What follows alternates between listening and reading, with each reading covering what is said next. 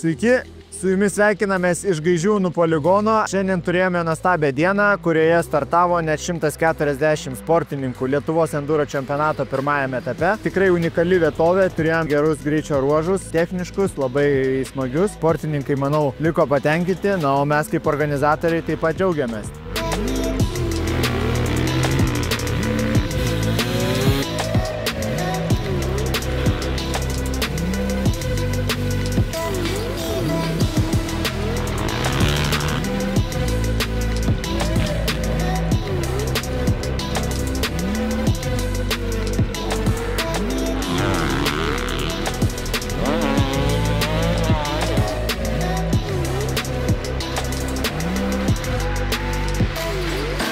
Tai ką, atidarėm lietuvišką klasikinį enduro čempionatą, jokių klaidų, sekėsi puikiai ir pavyko finišuoti pirmam. Šiandien pagaliau panaudojau Dakare įgytą patirtį. Smėliukė lėkti labai greitai.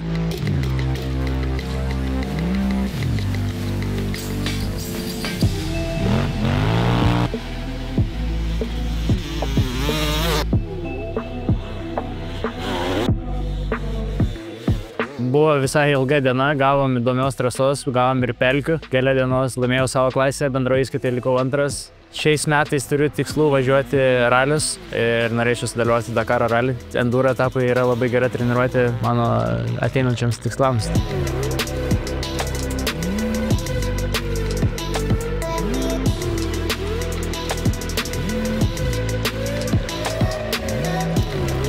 Noriu tik pasidžiaugti superiniu renginiu, superinė trasa, organizatorius pasistengė 120%, oras mus lepino, ne karšta, ne šalta, saulutė švietė, trasa padaryta super, greituminiai super, viskas labai gerai. Džiugu sugrįžti į tokias varžybas, tokio lygio, aukšto, fainai.